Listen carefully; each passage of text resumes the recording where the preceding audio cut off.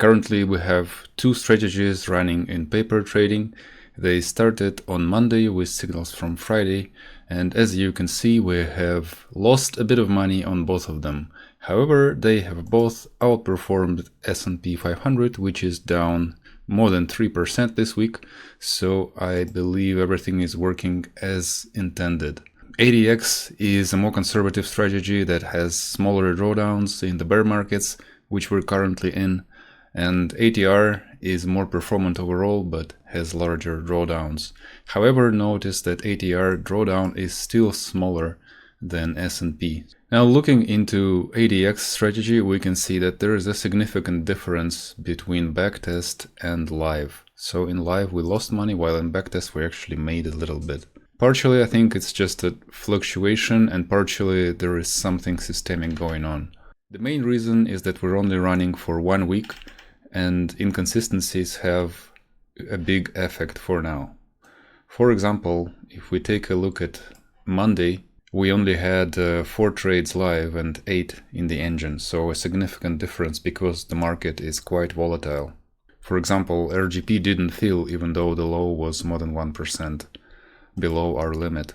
This stock, which is up significantly this week, is not tradable in Alpaca.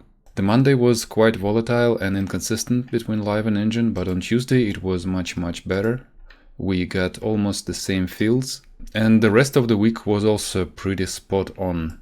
On Thursday we again tried to buy Bunnel, but it's not tradable, and on Friday the matching was almost perfect. Now if we look into ADX backtest and see what was exactly different, we can see that the total portfolio value was significantly higher in the backtest.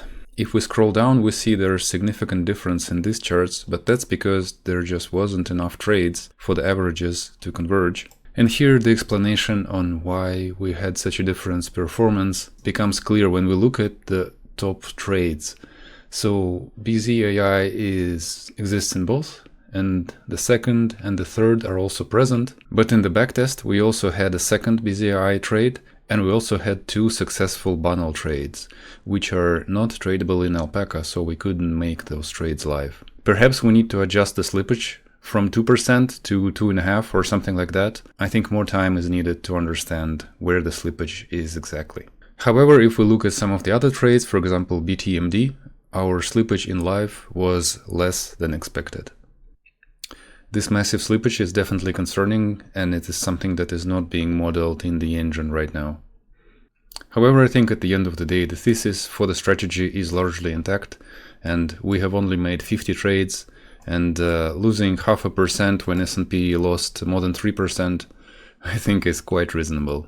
Now for ATR, backtest and engine are quite close, but the performance is also much worse than ADX. When we scroll down, it's clear that the engine and live track each other pretty closely, save for some assets that are not tradable.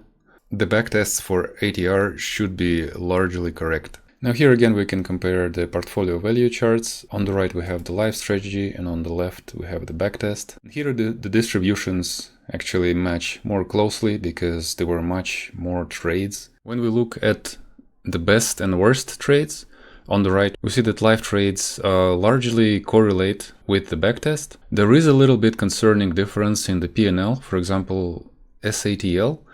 In live we have 56% P&L, but in backtest we have 59%. This again is slippage. It remains to be seen whether the slippage needs to be adjusted in the settings to fix this long term, or if it's going to average out over multiple weeks. For the worst trades, again we have pretty reasonable match. However, the worst trades are a little different. In ATR we had DTCX in live with much worse P&L than in backtest, but at the same time we have MSOX, who's still a bad trade, but it tracks pretty good between live and backtest. And the relative profit charts also match up pretty well. In the code, there were no major changes this week. I did add a couple additional optimization parameters to try. They didn't yield much of a result for now, however the optimization is still ongoing. There was also a bit of refactoring, removing unused code and fixing some smaller bugs. Fear and greed is in single digits, So I think we have a good chance of seeing some relief in April and seeing our strategies go into the green. For the next week, I will continue running the same paper strategies and we will see how they perform. Thanks for watching and see you next time.